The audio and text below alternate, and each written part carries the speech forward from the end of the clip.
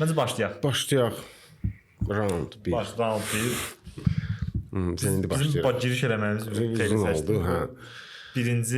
Birinci İsveçrə yəqin ki, niyə İsveçrə saatı, niyə Swiss made və ümumiyyətlə niyə saatın belə içinə baxanda o mənə xoşuma gələn bir şeydir. O 5 ilə 7 indeks arasında saatlar, yəni özünə icazə verib brend yazır ki, Swiss made. Yəni onun məsələn heç bir başqa ölkə istehsalçıları bizdə də Made in Japan yazdı da qardaşım. Binamın arxasında yazır deyəsən. Hə. Arxasında yazır, qalanı yazır. Çünki Swiss brand yəni. Yəni doğrudan o 2 dənə də S bildirir ki, səviyyə. Yəni elə deyil. Gecə yanaşmadı. Yəni mən daha emosional, mənim üçün o daha emosional bir aksesuardır da. Həm şey göstərən, o brutal da ola bilər, daha çox indi məsəl üçün dəbi yaranıb, belə bir söz yaranıb, kostyum saatları. Bizdə o anlayış hələ yoxdur. Amma belə məncə ümumi toplamda saat bölündə dress watch deyirlər də. Hə, o məsələn dünyada var. Bizdə məsələn yoxdur. Bizdə maksimum var şey saatı, bəylik saatı da. O əslində o dress watch dediyimiz şey olur belə. Bəylik saat deyirlər olur da ki, ekran düz olur. Kostyumlu. %90 ehtimal sıfır bax. Orada sadəcə date göstərir. Suit də yəni belə. Üzrsə belə arada. Yox, düz edirsən. İsveçrə ilk olaraq tarixi ilə tarixə getsək biz indi çox dərinə getmiş olaraq o girlərlə saatlar olub, sonra bunu günəş saatı olub. Hə, günəş saatı olub. Sonra onu danış, mənə çox maraqlı gəldi. Hə. O bu kamerayı danışdı ki, niyə çox maraqlıdır? Çox maraqlı bir dənə məlumat var, deməli belə bir dənə təcrübədə bir şey olub ki, ümumiyyətlə yəni Sümerlər haqqında yəqin ki məlumatınız var. Ən azından bir dəfəm də olsa hardasa eşitmisiniz də bunların adını. Bu xalq mı deyim, cəmiyyət mi deyim, çox belə şey olub da. Hər şey belə yeni icadlar falan filan. Bunlarda deməli bir dənə belə bir şey deyim. Saymaq sistemi rahat olsun deyə də belə deyək, günün saatlarını falan saymaq rahat olsun deyə belə bir dənə sistem quraşdırırlar. Məsələn, onlarda bu biz bunu göstərəndə biz nə başa düşürük? Biz başa düşürük 4 başa düşürük də bunda normal olaraq da. Mən də bu məlumatı öyrənək. Ya da help var. Ya 4 ya nə kömək zad belə bir şey başa düşürdük. Onlarda bu 12 deməkdir. Çox qəribə formada. Görünüşə də fikir versəz, elə bir saat və saatın əqrəbi olaraq belə bir dənə bunlarda şey var. Bu 12-də durur da burada. Elə bir necədir? Onlarda başlıqlar necə sayılır bax. Bunu sayandan sonra adama dan gəlir ki, həqiqətən də işə yaradı bir şey. Məsələn, 1, 2, 3, 4, 5, 6, 7, 8, 9, 10, 11, 12. Və burada əqrəb kimi hərəkət edirdi. Belə deyim, belə bir mövzu var. Saatların ilk saatlar su saatları olub, bayaq qum saatı olub. Qum saatı, günəş saatı və bunların amma sırf 12 olmağının səbəblərindən biri budur. Yəni demirəm tam olaraq sırf buradan gəlir, amma səbəblərindən biri də budur. Ki 12 rəqəmi oradan AM, PM və beləliklə başlayıblar saata. Bu belə deyək də bir tarixi kimi belə bir şeydir. Amma əlbəttə ki daha sonra mexaniki saatlar falan. Mexaniki saatların ilk belə miniatür formada ilk harda istehsal olunub, deyirdilər bu 1508-ci ildə olub. Tarixi də var Almaniyada. Amma bu yaxınlarda 1500 artıq 4-cü illə təsadüf eləyir. O da həmin müəllif tərəfdəndir. Amma o emalatxana adından yox, öz adından olandı. Onların güc ehtiyatı mən bilən 8 saat falan idi. Həm də ki o vaxtda belə bir şey var idi, adı yadımdan çıxır. Cip saatı yoxsa? Cip saat deyil. O əslində Avropada o vaxt gigiyena ilə bağlı həqiqətən problemi olub və belə zadəgan ailələri belə deyək. Onlar istifadə eləyirdi parfüm. Parfümdə yumurta şəklində idi. Onlar o balaca kiçik mexanizmi o üzərində gəzdirdiyi parfümün içinə yerləşdiriblər. Amma İsveçrə deyil də, Almaniyada. Yox, İsveçrə deyil. Amma İsveçrə dərindən başlayıb, ümumiyyətlə bu sənəti inkişaf elətdirməyə başlayıb. Yeni kalibrlar, deyək belə unikal kalibrlar, əbədi təqvim, bunlar hamısı İsveçrədən gəlib. Sözsüz. Tanınan brendlər də bunu göstərir ki, yəni hansı brendin adını çəksən, tarixi olanda. Onlar hamısı İsveçrədəndir. Yox, o Və sözsüz əlbəttə. qiymətində də özün elə-belə bildirmir. Yəni çox adam deyir bu süni şişirtmədir. Mən deməzdim ki, bu süni şişirtmədir. Ola bilər bu bahalı saatların bahalı olmağından istifadə edən yaponlar bildiniz? Daha çox öz məhsulunu təqdim etmək üçün daha çox ucuz satır. Bu da nə üçün ki, bütün kütlə bundan istifadə eləsin. Belə tanınır. Məsəl üçün Casio tanınır. Çünki Casio'nun zaten məqsədi budur ki, fərqi yoxdur insan büdcəsinə qədərdir. Yəni Bill Gates də taxsın, hansısa fəhlə də taxsın. Özünü tanıtdırmaq üçün. Ümumiyyətlə burada bir dənə giriş eləyim. Mən belə fikirləşirəm ki, Yaponiyanın buradakı məqsədlərindən biri də elə əli düz deyir. Bu məsələdir ki, İsveçrə saatları belə deyə bir möcüzəvi bir aksesuar kimi təqdimat elədi ilk öncə. Bu biraz daha şey mövzuda. İlk öncə böyük saatlar, iri həcmli, sonra cip saat oldu, cip saatından keçdi müharibə. Ümumiyyətlə bütün ixtiralar demək olar ki, müharibə kriz vaxtı oldu. Kriz vaxtı. Elə bil baskı altında daha yaxşı icadlar oldu da belə deyərdim. Saat da cip saatından qol saatına keçişdə müharibədə məsələn də kimsə oturub səngərdə daha bir dənə gözü cibindən çıxardım saata baxım söhbəti olmasın deyə saatlar cip saatından keçib qol saatına. Və ilk dəfə belə deyim, bəlkə də o vaxtlarda kimsə desəydi ki, kişilər nə vaxtsa qol saat taxacaq, gülərdilər. Bizə nə oxşur? Belə bir deyirlər ki, kişilər yubka geyinəcək də başa düşür. Belə bir şey. Ya o dərəcə bu arada Şotlandlar, Şotland taqatına bu səbəbdə. Bu arada yəni çox belə kəskin bir məsələ oldu da. Bu ki, kişilər konkret olaraq qol saatı istifadə eləməyiblər. Bunu elə bil kişilər istifadə eləməyə başladılar müharibə dövrlərində və hansı brendlər, hansı markalar da sırf bu söhbəti qabaqcadan uzaq görən olubsa, ki, əlbəttə ki, İsveçrə markaları olubdur. Onlar başladılar qol saatı, cip saatına, qol saatına keçməyə və həmin qol saatlarını bəylər üçün təqdimat eləməyə. Partlatmaq məqsədlərindən biri də bu idi. Amma bir dənə elə tarixdən danışırsam, bir dənə belə incə nüans keçim. Düzdür, İsveçrə saat dünyasının mərkəzidir. Buna mən heç bir sözüm yoxdur.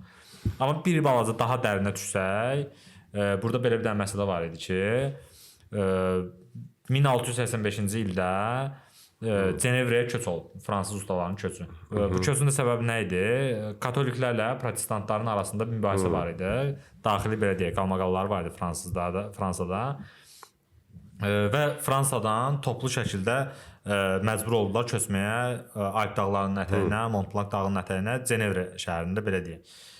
İsveçrədə ümumiyyətlə belə deyək, dövlət dili mi desəm, yoxsa bölünmüşlük mi desəm, İsveçrədə həm fransız dilində danışan bölgələr var, alman dillilər, çox kiçik bir qismində İtalyan və İngilis dilində danışırlar. Amma əsas belə deyəndə bu saat içində olanlar, biz məsələn görüşlərə falan gedirik, orada çoxu İsveçrədə fransız dilində danışırlar. Onun səbəbi nə? Həmin gələn fransız ustalar. Fransız ustalar gəliblər, İsveçrədə də qraflar olub həmin dövrdə. O həmin fransızları Fransanın özündə bəyənməyiblər katoliklər. Amma qraflar buzaq açıblar onlara. Nəyə görə? Çünki həm ölkənin iqtisadiyyat baxımından yaxşı olduğunu fikirləşiblər, uzaq gələn davranıblar, belə deyim. O gələn fransız ustalar da əllərindəki şansı dəyərləndiriblər və konkret olaraq fokuslanıblar saat işinə, saat sənətinə. Və belə onlar orada necə deyim, böyüyüblər, inkişaf eləyiblər, fabriklər falan filan. Başlayıb orada böyüməyə saat sənəti. Və bundan sonra da İsveçrə oldu saat işinin belə deyəlim də paytaxtı. Bir də nəyi demək istəyərdim? Məsələn, İsveçrə sırf belə deyim də fokuslanmışdı mexanik saatlara. Çünki saat mexaniki olur. Saat mexaniki olur. Onlar mexanik saat mexaniki olur da belə deyək. Çünki indi texnologiya da inkişaf eləyib o qədər. Nəsə bir olmalıdır. Yəni əgər desən ki, birdən də ki, yaponlar məsəl üçün Citizen və yaxud Seiko gətirib texnologiyanı, yəni ondan qabaq almanlar onu eləyib, Hamilton eləyib. Ola bilər. Dediyin o, məsələn, həmişə deyirsən o mənə, Spring Drive. Spring Drive yaman sənəndiriib təcrübələr aramızda. Çünki Spring Drive hamam suyunun dostudur. Belə bir şey eləyib də, yəni. Yox, tamam başqa bir şeydir. Sən prosta Spring Drive-ı qəbul almazsan, məncə açarıq o mövzunu biraz. Ondan qabaq nəyə demək istəyirəm? Yaponların saat işinə girişlərinin bir dənə belə bir şey deyim. Kvars inqilabı dediyim kimi 1969 25 dekabr Astron modeli Seiko buraxdı və bu niyə inqilab adlanır? Çünki bu vaxta kimi İsveçrə və digər Avropa ölkələri və sinələrinə döyürdülər ki, saat söhbətində bizdən başqa yoxdur da. Burada mənə Bağdadda kör xəlifə belə idi. Amma Kvars inqilabından sonra İsveçrədə bir dənə şey yaşandı, çöküş yaşandı. Bir sənədir elə bir o türklərin bir dənə söz var, nəyə uğradığını şaşırmaq da. Elə bir şey oldu da başlayırsınız. Şey eləmədilər, bilmədilər nə etsinlər. Zadora bura qiymətlər düşdü. Yaponiya nə etdi? Yaponiya hamı üçün elədi bunu. Saatı elə bir egoist İsveçrəlilərdən götürdü. Dedi ki, bunu xeyir ola da, bu gözəl məhsuldur, gözəl produktdur. Gün ərzində insanların köməyinə çatacaq, həm dizayn və görünüş baxımından, həm də istifadə baxımından insanların köməyinə çatacaq bir belə deyəlim, alət deməyək də, buna bir aksesuardır, amma yararlı bir aksesuardır, insanlara yararlıdır. Bunu niyə hamı taxmasın? Məncə Yaponların ilk ağlına gələn sual bu oldu ki, bunu niyə hamı taxmalı deyil də? Qoy hamı istifadə eləsin də. Seiko başladı Kvars inqilabına, başladı istehsala və çox sürətlə bütün dünyaya yayıldı. Və bundan sonra sən düzdürsən, mən sənə razıyam, Almaniyada Hamilton Kvarsa bənzər, yoxsa Spring Drive bənzər nələrsə eləmişdi. Amma bu qədər uğurlu deyildi. Çünki bu qədər uğurlu olsaydı da sırf Kvars sırf batareya ilə sırf batareya ilə bu konkret onlar sənəti öldürdülər də. Sənəti öldürdülər deməzdim, şeylərdə biz insanlara daha əl çatan elədilər. İndi elə bil ki, məsələn sən deyirsən ki, tutaq ki incə sənəti götürək. Kiminsə hamı istəyir ki, məsələn onun səsi olsun da, deyək ki, harsa oxusun. Hamı öz-özünə zümzümə edir də. Ən azından hamında çiməndə şey edir. Amma bu fitri istedaddır. Bu verilir və bunu oxuyurlar ki, bəzi şey əsas düzdür istedaddır. Təsəvvür belə bir şey çıxır ki, tətbiqdir məsəl üçün. Yüklədin, nə bilim gələcəkdə yəqin ki olacaqlar. Burada da çip qoyur yaponlar. Təsəvvürlə orta şey oxuyursan. Hamı oxuyur. Ya orta şeydə bir dənə son.www nəsə hansı AI reklamını eləyirik də buradakı baxışda. Demək istəyirəm ki, bu daha çox əl çatan onda təbii ki qiyməti. Yəni yaponlar yeyib saatın qiymətini aşağı salıblar, sənəti satıblar çünki biznes üçün. Sənəti satmaqdır nə? Əgərləri bu olsa xüsusi, məsələn xüsusi orqanlar üçün tutaq ki də hansısa kəşfiyyat orqanları üçün bu dəqiq olmalıdır da. Çox da istifadə olunur. Sırf onlar üçün olsaydı o saatlar. Sırf onlar üçün olsaydı o saatlar. Mən deyərdim, hə, indi bunların belə imtiyaz deməzdim, daha çox onlara lazımdır da, elə daha hər dəfə vurmasınlar falan. Amma bunu o hala gətiriblər. Düzdür, mən deməzdim ki, bunlar rəqibdirlər. Mən rəqibi görmürəm məsələn. Yaponiyanın mexaniki kalibrlərindən ola bilər rəqabət apara bilərlər alıcı sayına görə. Amma sənət barədə mən onları rəqib saymıram. Çünki səviyyə sən nə deyirsən dinənlə? Yəni səviyyə də bu İsveçrə. Yo, onlar razıyam səviyyədə. Biz oturaq 3 saat lap danışaq. Yo, onlar razıyam. Səviyyə orada çox söhbət var. Səviyyə söhbəti var, segment söhbəti var. Amma belə deyərdim də. Mən belə görürəm. Görürsən Yapon nə etmək istəyir? Yapon şey verir də sənə. Mexanizmin sən şərait yaradır ki, taxın da qardaşım, taxın da, bunu taxın da. Mexanizmin paytaxtı İsveçrədirsə, Yapon tutaq ki bu batareya deyil axı. Bunlar da mexanizm. Yəni təkrarlayıb amma ucuz qiymətə satmaq istəyir. Bu da ədalətdən deyil deyə bu satılmır. Ədalətdən olmamağının səbəbi nədir? Elə burada bir dənə haşiyə çıxıb nə demək istəyirəm? Yaponlarda Kaizen fəlsəfəsi deyilən bir şey var. O elə bayaq sən 5 dəqiqə sonra hansı ki sənətkar, müğənni, səs olan adamlar. İsveçrədə biraz bu iş qalıb asılı ilişib qalıb ustadan belə deyərəm, sənətkardan da belə. Mən də onun tərəfdarıyam. Sən də onun tərəfdarsın, normaldır. Amma Yaponiyada belə deyil. Yaponiyada Kaizen fəlsəfəsində əsas strukturu nədir? Sistem işləsin. In-house deyirsən, yaponlar da in-house edir. Manufaktur deyirsən, yaponlar da manufaktur edir. Məsələn də Orientstar demək olar ki, manufakturdur da. Demək olar yox, manufakturdur. Nəyə görə manufaktur nə vaxt olur? Onun mexanizmində özü istehsal eləyir, şurupunda. Hətta Əlinin Instagramda belə bir videosu var da bu haqqda. Şurupunu da özü istehsal eləsin, bilərzini, hər şeyini özü eləsin. Bu olur in-house manufaktur. Orientstaranda demək olar hamısı elədir. Məsələ sadəcə dediyim kimi o Kaizen söhbətindədir ki, yaponlar bir adamdan asılı qalmır. müəyyən bir otaq var. O otağın içində biri var, bir dənə İsveçrəli ustası oturub işləsin və bu şeyi düzəltsin 20 ilə. Başa düşdün də? Bir də var ki, 5 dənə yapon otururlar. Tap düzəldilər. Otaqdan qırağa çıxmırlar. Hər şeyin özləri istehsal edir və burada o Kaizen fəlsəfəsinin belə deyərdim də, şah damarları burada yatır ki, otaqdan çıxmır bu səbəb. Bu in-house-dan çıxmır. Qapalı şəraitdə hər şeylərin özü istehsal edirlər. Keyfiyyət də ki, göz önündədir. Hətta burada şey deyərdim, o Zaratsu söhbəti var. Bilirəm ki, indi deyəsən ki, o Zaratsu da Avropadan gəlmə bir şeydir. Bilirəm. Amma İsveçrədən gələn bir şey deyil, Avstriyadan gələn bir şeydir. Avstriyadan. Yapanlar buna Zaratsu deyir. Amma məsələn belə bir dənə şey var. Zaratsu olan saatlarda Avropa brendlərinin qiymət mən bildiyim qədər yuxarıdır. Şey deyil. Əgər bir saat Zaratsu olunubsa, təbii ki. Onun qiyməti neçədən başlayır məsələn? Bir dənə rəqəm at. Nərim 8-dən 5. Benzumsa 6000 zat. Amma məsələn Yapon markalarında sən 2000-ə, 3000-ə, bəlkə də 1500-ə. Hiss olunmur. Ya başa düşdüm, amma baxırsan onun 1500 manatlığı hiss olunmur. Zaratsu'dur da. Yəni istəyirsən buna Avstriyalılar necə deyir buna? Salas. İstəyirsən buna Salasdır, istəyirsən Zaratsu'dur. Amma bu hərəkət eynidir. O da nədir? Elə bir təsəvvür edin ki, bir dənə Yapon dayıdır. Bunlar o samurayların qılınclarını yeyiblər. Onu Zaratsu ediblər. Həmin adam oturur belə, neçə illər məşq edir ki, bir dənə saat gələcək, həmin saatı bir dənə belə çəkəcək. O bir udarı ilə o şeyi verməlidir, o super cilanı verməlidir. Məsələ budur. Və bunu adamlar təklif edir 2000-ə, 3000-ə. Bu da birbaşa, yəni necə deyim, gedib İsveç saatına təklif edir, deməzdim o qədər uğurlu olur. Məncə uğurludur. Amma sağ olsunlar da belə. Ediblər yəni. Mən istifadə edirəm, razıyam. Aliyaslar. Allah. Qaldı ki, kalibr məsələlərinə.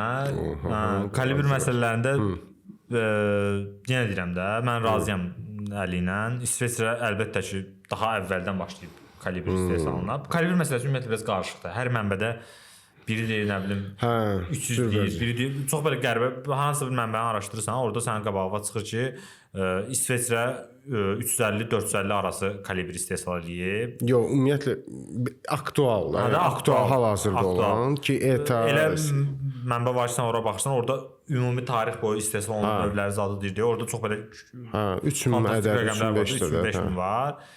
Əlbəttə ki, Yaponlar İsveçrədə hansı mənbədə göstərir 350-450, həmin mənbədə Yaponiyaya baxsan, Yaponiyada göstərir 250-300. Bu normaldır əslində, çünki İsveçrəlilər neçə illərdir məşğul olurlar saat işindən, Yaponlar neçə il məşğul olurlar bu saat işindən. Ona görə elə bir fərq əslində normaldır. Daha da çox tez işləyiblər. Əslində pis gəlib çatmırlar. Bəlkə utanıb deyəmirlər. Bəlkə daha çoxdur. Bəlkə biraz yavaşsın. Bəlkə biraz yavaşlayaq da. Bizim mövzunun əsas məqsədi biz mütəxəssis deyilik ki, deyək. Mən tam deyə bilərəm ki, öz tərəfimdən deyə bilərəm. Niyə İsveçrə? Çünki əgər biz bu incəsənətdir də, düzdür, bu mühəndislik də var, başqa görünən tərəfləri də var. Amma bayaq əvvəldə dediyim kimi saat mövzusu hansı tərəfdən baxsan, mühəndislik, incəsənət, nə bilim, lap biznes tərəfini götür bax, çox dərin mövzudur. Əgər sadəcə mən bildirmək istəyirəm ki, saatdan anlayışı olmayan və yaxud saat nə üçün lazımdır ki, saat əslində insanın xarakterin, daxili dünyasının təkcə tərzi yoxdur. Çünki bir insanın bir-iki tərz geyimi ola bilər. Statusunu bildirən bir aksesuardır. Çünki bayaq sən deyin ki, maşınını çöldə qalır, sonra bank hesabındakı pulu göstərmir. Şey elə bilmirsən, bank hesabında. Bu qədər pulun var. Yəni saat insanın xarakterini, statusunu göstərəndir və tarixi olsa daha yaxşı olar. Çünki biz saat seçəndə fikir veririk, onun tarixi nə vaxtdan bunlar istehsal edir tarix. Tarix, ona görə mən İsveçrə tərəfindəyim ki, həqiqətən də İsveçrə tərəfindəyim. Yaponiya xoşuma, Yapon saatlarım var.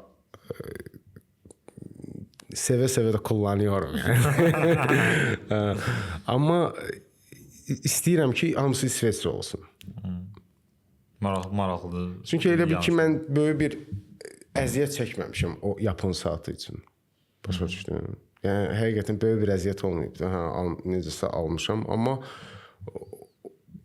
şey tələb eləyir. Bir İsveç saatı alsan əziyyət çəkəsən də başa düşdün. Çünki niyə əziyyət çəkəsən? Belə bir şey deyim. Bir dənə burada bir dənə icbari müqayisə edim. Tək qiymət məsələsi deyil də burada. İsveçrə saatları məncə baxım tələb edən, servis tələb edən saatlardır. Bunların repasajı olsun, bunların vaxt-vaxtında saxlanıb yağlanması olsun. Qulluq eləmək lazımdır. Qulluq eləmək lazımdır. Sən saata xidmət edirsən bir başlasın. Amma yapon saatı deyil, yapon saatı sənə xidmət edir. Bu arada sənin sözündə bu xidmət söhbəti Yaponiya saatları bizə xidmət edir. Mən də məsələn istəyirəm ki, mən saata xidmət eləməyim, saat mənə xidmət eləsin. Bir İsveçrə saatı. Onun da öz ləzzəti var da. O əlbəttə ki, onun öz ləzzəti var. Bir İsveçrə saatını hardasa sən repasaj etməlisən 1 ildən, 2 ildən. Belə deyək, lap olsun 2 il, 3 il olsun. Amma bir yapon saatını, mexanik saatını sən repasaja verəsən 5 ildən bir, 4 ildən bir. Sən bunu repasaj etsən, hər hansı bir detalını alsan, sənə daha münasib qiyməti olacaq və daha əlçatan olacaq. Nəyə görə? Çünki bu böyük ehtimal ki, əslində İsveçrədə də belədir. Hər hansı bir modeli, bir kalibr istehsal edirsə, bundan bir dənə istehsal eləmirlər. Buna neçə dənə istehsal edirlərsə saatdan, həmin qədər də bundan istehsal edib kənara qoyurlar ki, özlərində baza olsun, hər hansı bir baza olsun ki, o bazada nə vaxtsa belə deyək, zavod bir problemi olsa, onu şey eləyə bilsinlər. Həll eləyə bilsinlər. Repasaj demişkən bizə indi yaxınlaşırlar. Köhnə 40 illik saatlar belə sən tərəfdən biraz danışırsan. Amma Orient 30 ilin saatı, 30 ilin saatı bir dənə repasaja ehtiyacı var. Biraz da şüşəsinin polirovkasına falan. Mexaniki yapon saatlar tarix gətirir, yəni tarix aparır. Oyuna razıyam. Bir də belə bir dənə məsələ var ki, niyə Orient tanınır da Azərbaycanda? Çünki düzdür, Casio tanınır Yapon markalarından, amma Orient adını eşidəndə hamı belədir də, belə Orient də. Hətta deyərdim ki, bir çox adam elə bilir ki, Orient ancaq yox, bir çox adam elə bilir ki, Orienti ancaq babaları taxa bilər. Çox hörmət. Çox belə şey. Mənim babamda var idi bunlar. Orient belə çox ağır markadır. Hətta bir dənə şey deyim sənə, bir dənə balığı təcrübəni bölüşdürəm. Mənim doğma əmim bir dəfə məndən soruşdu ki, Orientdən zədə söhbət düşdü, saat oyan bənzər. Birinci dövrdə mən hamı elə bilir ki, mən saat satıram da başa düşdüm. Əslində işimin ümumi məqsədi saat satışı gəlib çıxır, amma yəni marketinq tərəfindəyəm də mən. Amma belə hamı elə bilir ki, mən saat satır. Nə saatınızla söhbət edik? Qaç ki, Orient İsveçrədə oyan bənzər. Deyirəm, yox da, bu belə deyil də. Orient İsveçrə brendi deyil də, bu Yaponiya brendidir. Yox, nətər yəni, bazada oyan bir Orient sadan bir yox da, bu deyil də. Azərbaycanda Orienti tanınmaq əsas səbəblərindən biri nədir?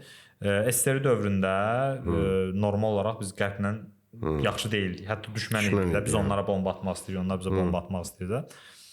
Amma Yaponiya ilə çox belə isti, çox qəşəng münasibətimiz var idi bizim. Bizim dediyimiz, yəni SSR olaraq bizim də. Və yalnız Moskvada, Moskvanın mərkəzində bir yerdə Orientin rəsmi dükanı var idi. Və rəsmi formada yeganə marka Orient markası icazə verilən saat markalarından SSR daxilində idxal olunmağını və rəsmi formada satışını keçirməyə. Və bu necə idi? Düzdür, SSR-in də istehsal elədiyi yetəri qədər saat markaları var.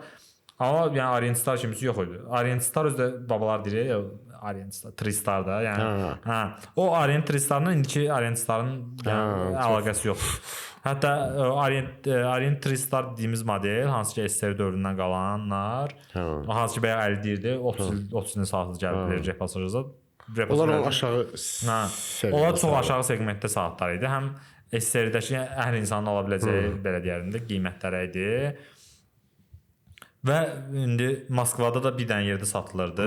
İndi Azərbaycana da oradan gedib gələn adamlar belə kimdən sifariş edirlər ki, o dükandan mənə bir dənə oradan bir dənə saat gətir, Orient Tristar'dan. O bir ara şey var idi, o Yaponski askıza söhbəti var idi. O vaxt, ya o oradan qaldı. Əslində niyə o vaxt Yaponski askı söhbəti var? Nə bilim Almanski askı yox idi, Yaponski askı var idi də.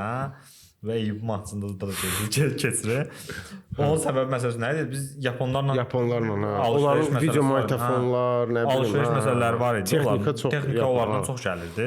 İndi də pis gəlmir. Ona görə də Azərbaycanda Orient belə deyərdim, çox belə köklü özünə yerləmiş markadır da, bir brenddir. Bizdə Orientin rəsmi distributoru yox bu arada. Qısa bir özümüzü reklam edək. Təşkilat dəstəyə görə.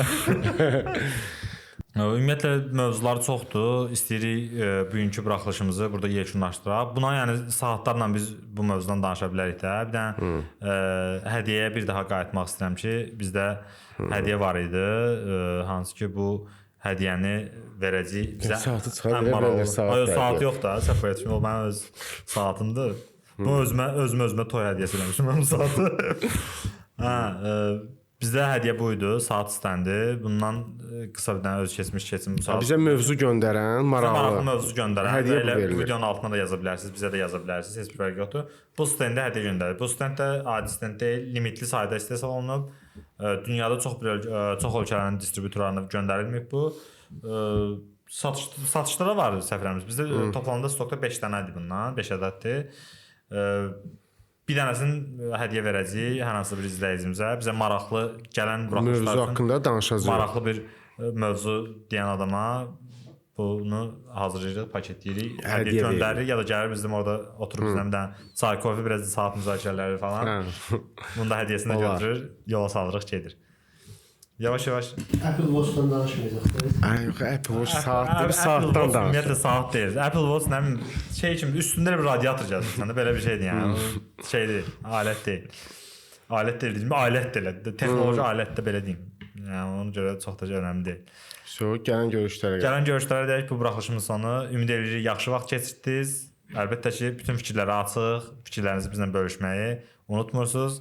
O YouTuberlər dedi, indi biz təzə başlayırıq da bu söhbətdə. Kanala abunə olmağı da unutmayın. Unutmursunuz, harca belə tənk saat. Yaxşı olacaq. İnşallah.